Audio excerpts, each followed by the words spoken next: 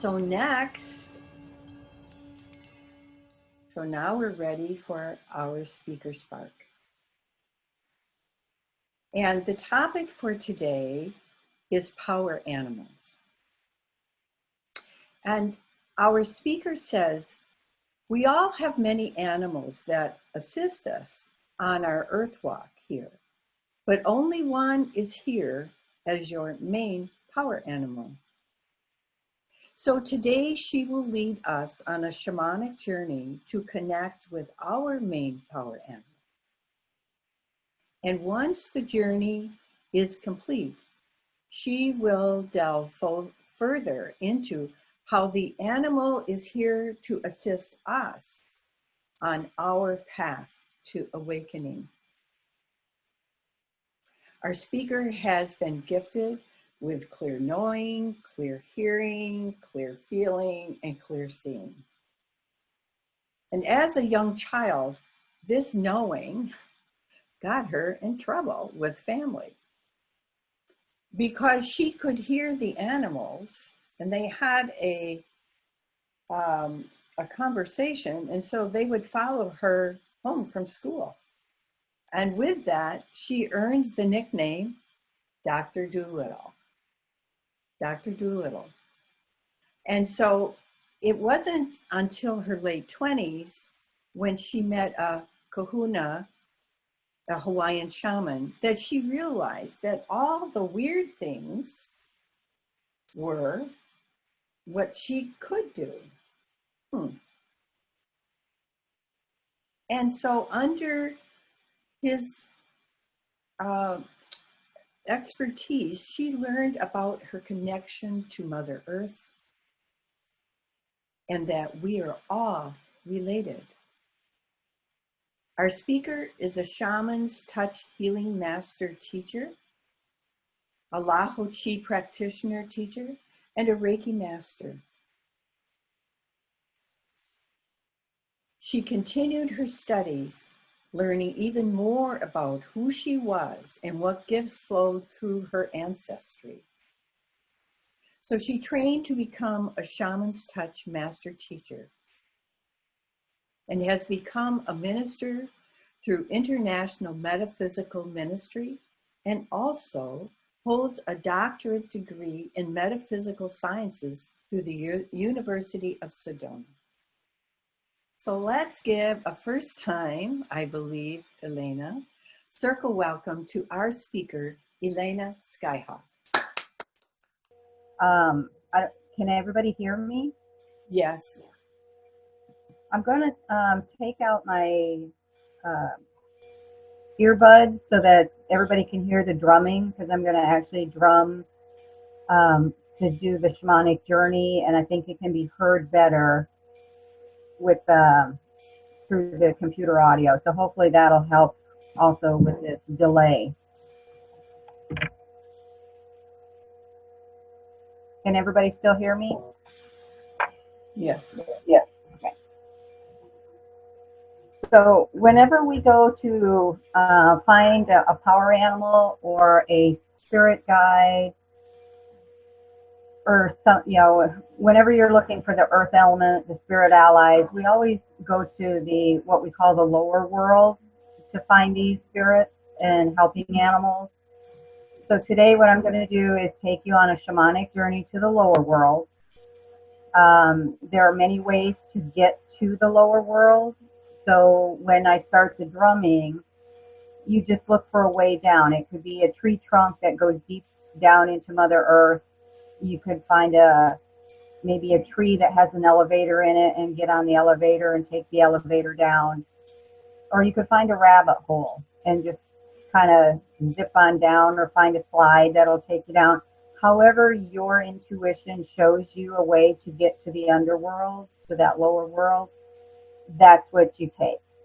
And once you get to that lower world, you'll be kind of like just in a space where you won't see anything right away.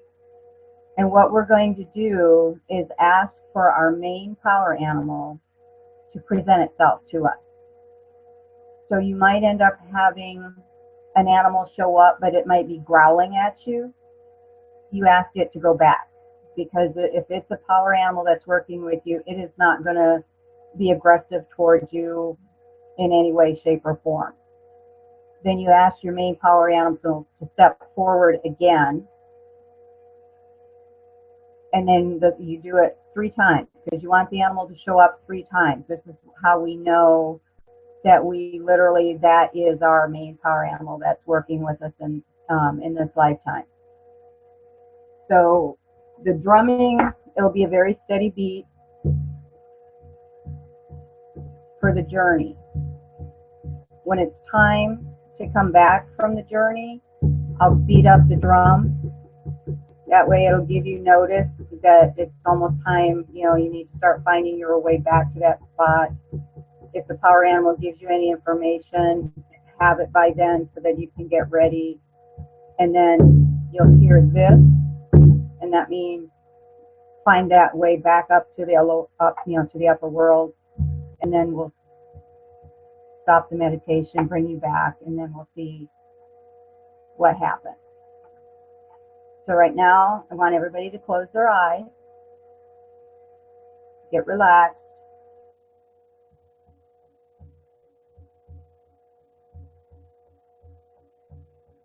On this journey, we are going on a journey to find our main power animal.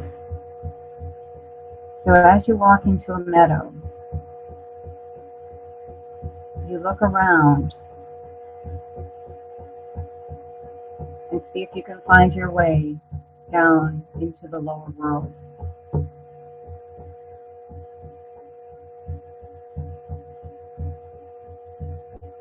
You might find a rabbit hole that you can jump into and go on down.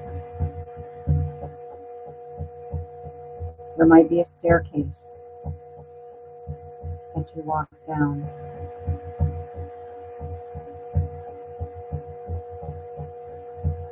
Possibly a slide that's over in the corner. And you climb up on it and just slide on down. There could be a grandfather tree that's roots go deep, deep into Mother Earth. And you climb on down those roots. Whichever way shows up for you to get down into the lower world. And once you're down, you'll find yourself kind of like in a little room. You look around just to see if anybody is already there waiting for you. And you have a very strong intent of calling forth that main power animal.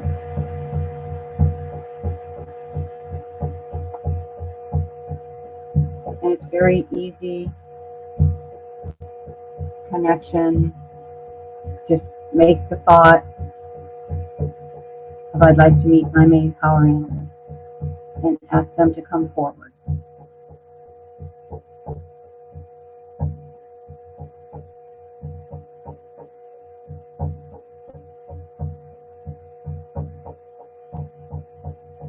And when an animal appears, thank it for appearing,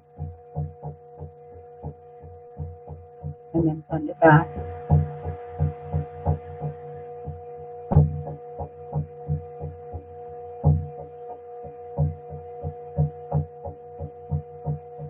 And then once again, ask for your main power animal to present itself to you. If the animal that comes forward shows any kind of aggression, immediately send it back.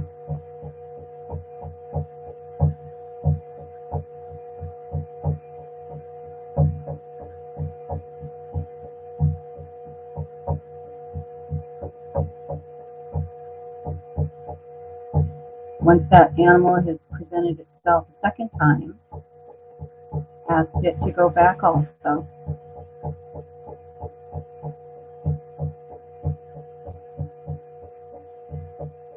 And then for the third time, ask your power animal to present itself to you.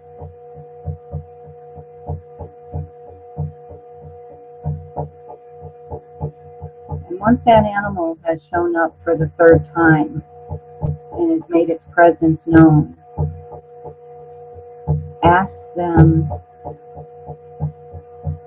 what they're here to help you with, why they chose you this lifetime to teach.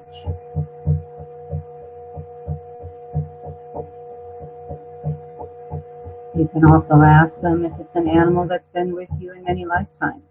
Sometimes they go with us from lifetime to lifetime.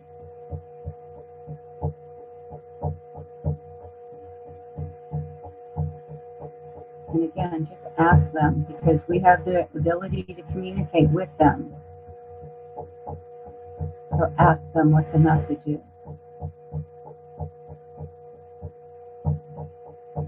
And I'm just going to be quiet and drum for a while to give you time to talk to your power animal.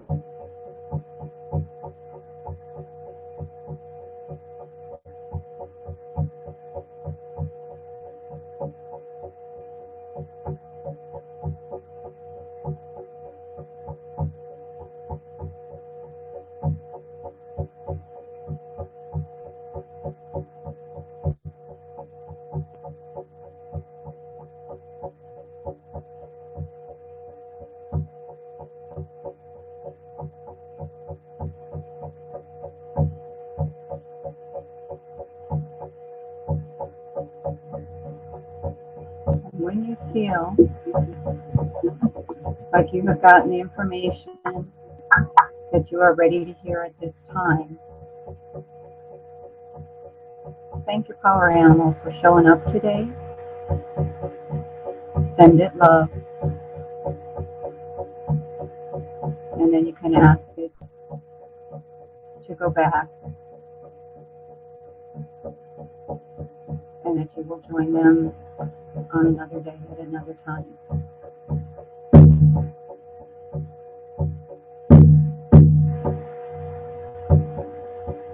Now we're going to quickly find our way back up to the upper world.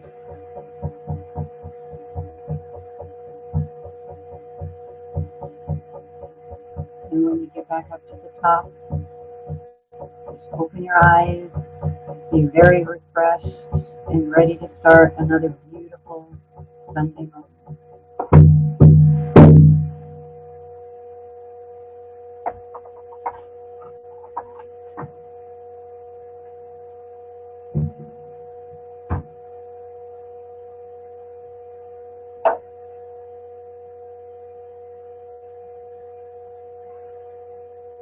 And when you're ready, you just open up your eyes.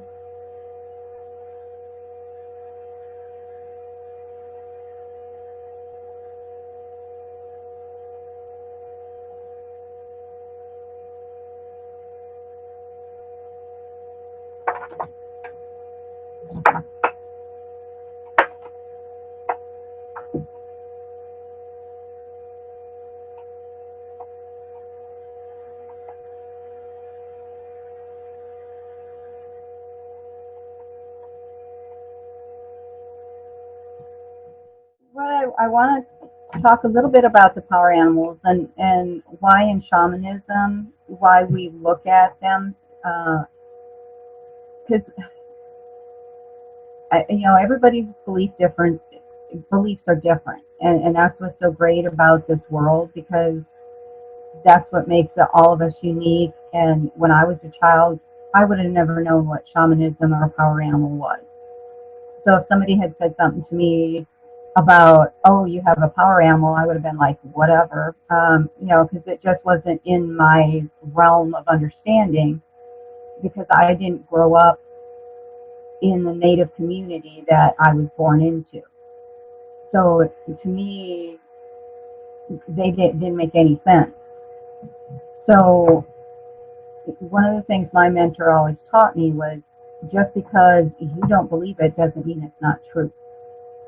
And when I learned that, it made so much more sense, because I'm like, okay, so my truth is not somebody else's truth, because we have different lives, we have different paths that we're taking. And what I found for me, and why they were so important to me, and that's why I really study them a lot, and I still teach people how to find theirs, is I grew up with a mentor who was able to help me put all those pieces back together, so that I could understand who she was, why she was there, and what she was there to help me with. And I think that's important for people to know, that even if you don't follow the path of the shaman, we all have power animals. And it's one of the things we look at, that when somebody is missing something in their life, if there might be a soul piece missing, or they could be disconnected from their power animal.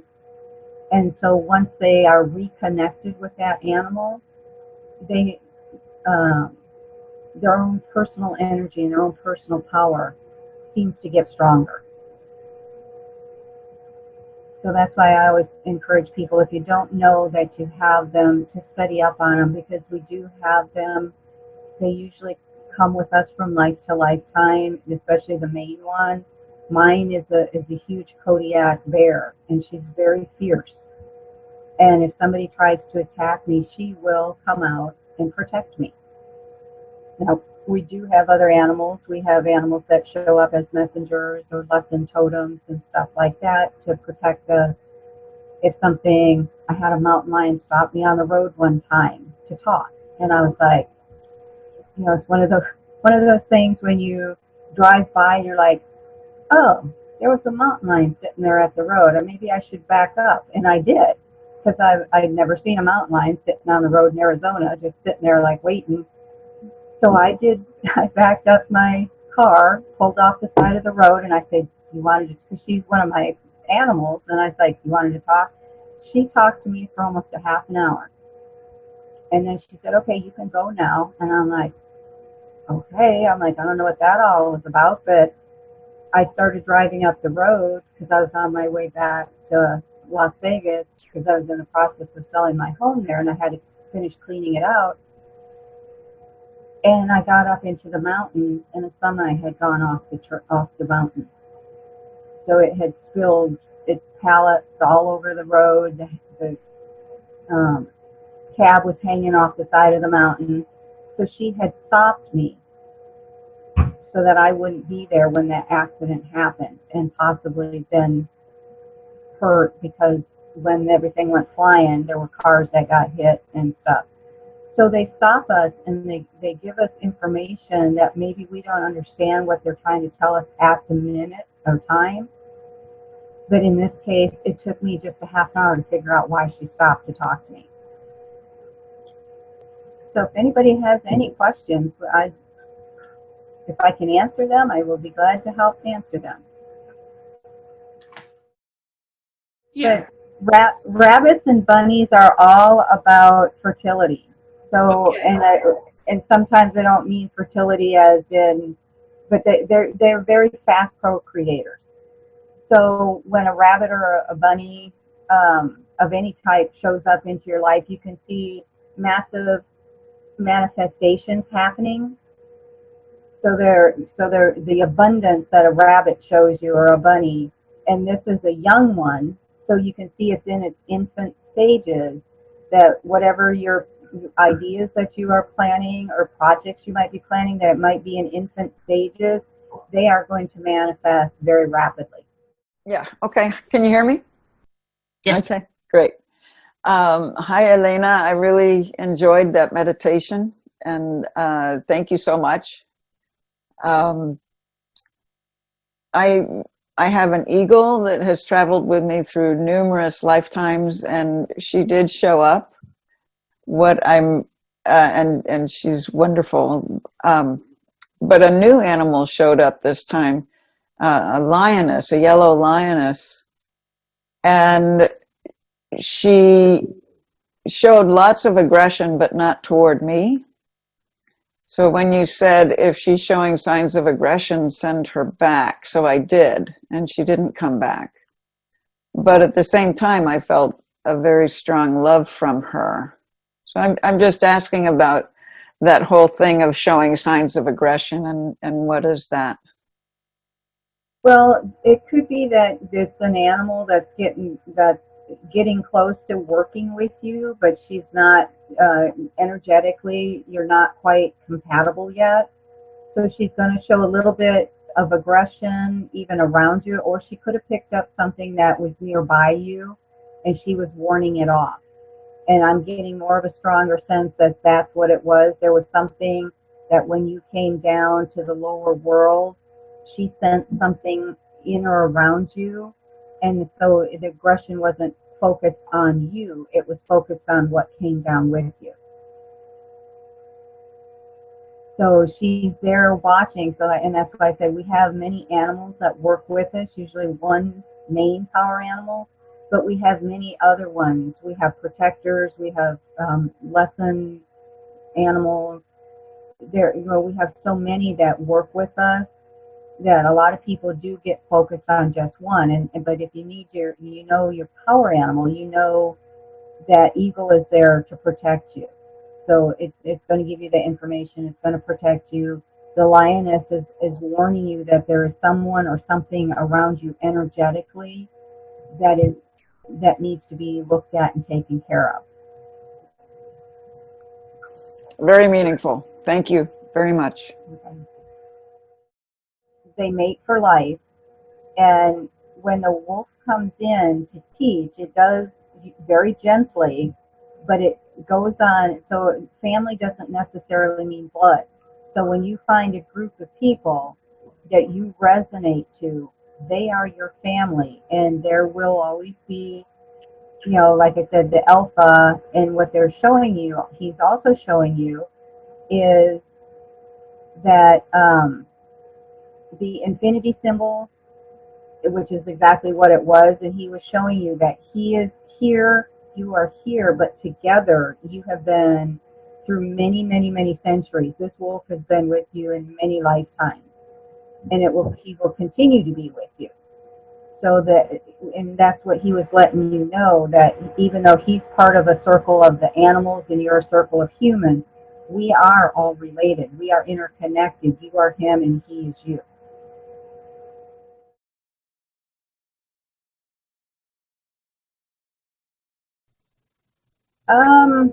Well, owls are what they call the eagle of the night. So owls work mostly at nighttime. That's when they come out to hunt. That's when they come out to do a lot of things that you very rarely see an animal around in the daytime. Owls, again, are always about, most of the time, looking into the shadows. So when you're working with the nighttime energies, a lot of times it's also telling you that you work better in the more in the evenings, late afternoons, evenings, more so than in the morning or like in the afternoons or stuff like that. So it's a possibility that it's trying to show you that if you're working on something, your energy levels might be a little bit better in the realm of the time of the owl. The fact that it was a white one, it's showing it's a spirit connection. So whenever you have the snowy owl show up, those are the white ones. They're there to teach. Again, they're a feminine energy, but they also are there as a spirit ally because, again, they have wings. So they have the connection between us and spirit to bring back a lot of information. But your main power animal is always going to be with you throughout your whole life. It's an agreement that you made with that animal when you came in to incarnation in this lifetime. That's why I said most power animals will usually stay with you, especially depending on what you're working on, and you know, as souls, as we especially work in the ascension process and awaken, that power animal that has been with us through many lifetimes will continue to stay with us. But we, like I said before, we also have many other animals that come in and work with us. So we will have totem animals that come in to teach us lessons, to give us messages, to work on projects, and they might stay here, you know, for half of your life to help you through something, and then they'll disappear. You know, with the work I've done, I've had many animals have shown up in my lifetime. And, you know, I've had the tigers, I've had lions, I've had the black panther, I've had many animals that have shown up, but I have a group of animals that work with me all the time, that no matter what, they are always there. So it depends on what it is that you're working on, what it is you're doing. Something might come in to work with you for a couple of years because there was an agreement at some time in your life that that animal would show up to teach you a lesson, to help you get through something. Once you learned that lesson or you got through the issue that it was there to help you with, that animal will disappear. It doesn't mean it's not going to come back later on in life if you happen to need it again. But the main one will always be with you through everything. As to telling people what your power animal is, that's a personal preference. I mean, the people I've worked with over the last 25 years, the way I was taught, your power animal, you know, most people don't go around talking about them anyway. You know, you usually, in a class, you'll talk about it.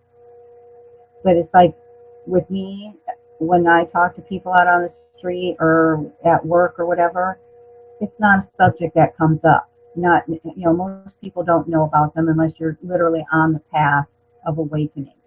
Because then we know there's different avenues and spiritual allies out there to help us. So most people aren't going to come up to you and ask you, what's your power animal? Because they don't even know what a power animal is.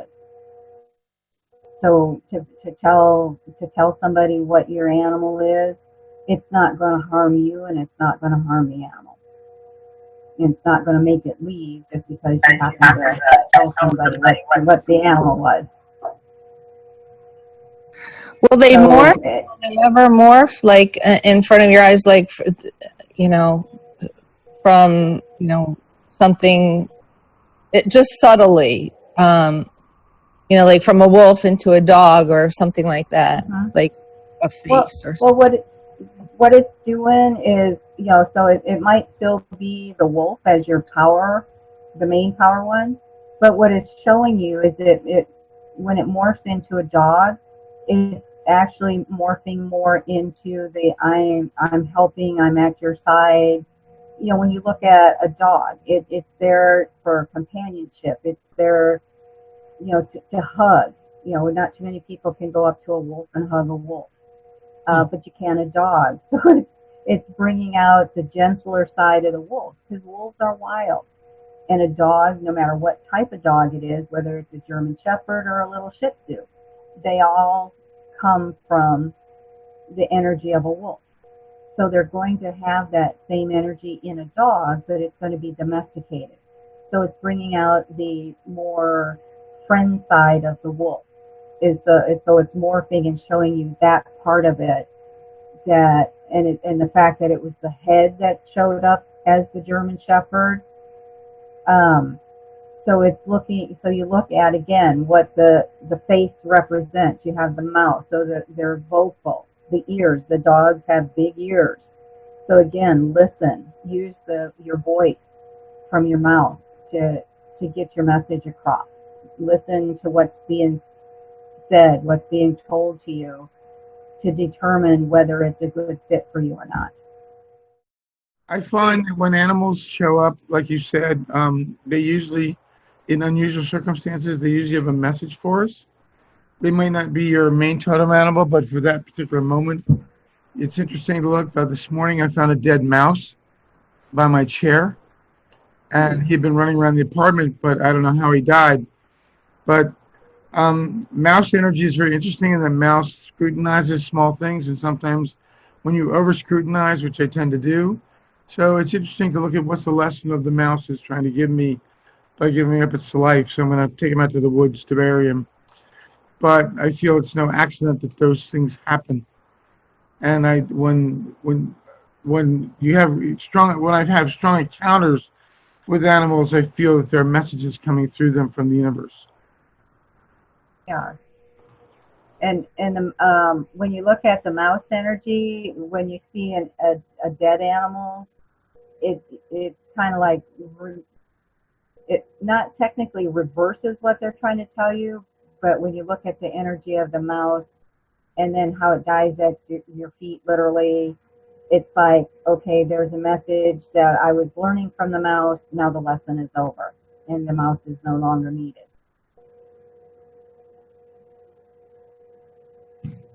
Thanks for that. That's pretty cool. I never thought of it that way.